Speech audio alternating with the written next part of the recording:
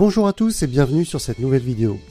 Pour certaines personnes, être riche, c'est gagner 10 000 € par mois. Pour d'autres, c'est avoir 1 million sur son compte en banque.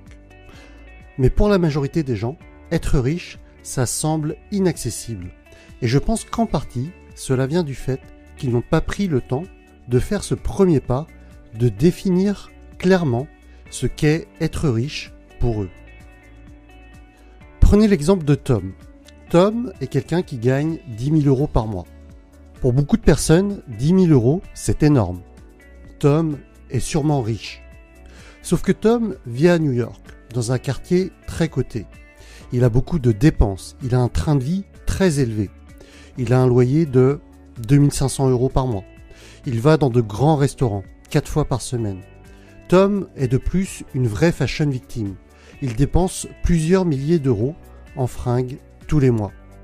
Si bien qu'au final, après déduction de toutes ses dépenses, il ne lui reste même pas 100 € à la fin de chaque mois. Alors, est-ce qu'il est vraiment riche selon vous ? À côté, prenons l'exemple de Jean. Jean, il a un petit business qui lui génère 1 500 € mensuellement. Il loue un appartement pas très cher en Asie du Sud-Est. De plus, le coût de la vie, là-bas, n'est pas très cher, si bien qu'il peut mettre de côté plus de 800 € chaque mois. En ayant ce train de vie modeste, Jean a pu, au fur et à mesure, investir dans des appartements, si bien qu'il a en plus de ses 1 500 € avec son business, un cash flow positif de 300 € par mois qui rentre automatiquement via des loyers. Avec ses 700 € de dépenses mensuelles, il a encore un tout petit effort à fournir pour développer son cash flow pour que ce dernier couvre ses charges mensuelles. Alors sur ces exemples, est-ce que Tom, qui gagne 10 000 € par mois, est plus riche que Jean, qui n'en gagne que 1 500 ? Vous l'avez compris, la richesse ne se mesure pas à la somme que l'on gagne en entrée, pas avec un salaire, mais avec la différence entre ce que vous avez en entrée et en sortie. Pour moi, ma définition de la richesse, c'est lorsque vos rentrées d'argent couvrent vos dépenses quotidiennes sans que vous n'ayez à travailler pour gagner cette somme-là. Dans nos exemples, Jean a donc 300 € actuellement en revenu passif via des loyers de ses appartements. Il lui manque 400 € pour être riche selon ma définition, pour dépasser ces 700 € de dépenses mensuelles. À partir du moment où vos revenus passifs dépassent vos dépenses, vous rentrez dans la catégorie des personnes ayant atteint la liberté financière. Pas besoin d'atteindre 1 million d'euros pour cela, contrairement à ce que 90% des gens pensent.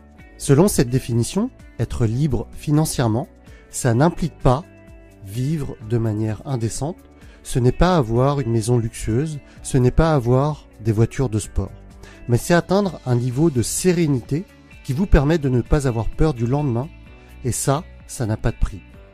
D'autre part, ces rentrées d'argent existent non pas parce que vous avez eu de la chance, non pas parce que vous avez eu un héritage, non pas parce que vous avez arnaqué des gens, mais parce que, au préalable, vous avez réfléchi et mis en place un système qui vous génère cet argent automatiquement. Ce système, il peut être composé de différents actifs. Comme pour Jean, ça peut être par de l'immobilier. Ça peut aussi être via des actions en bourse qui vous génèrent des dividendes automatiquement.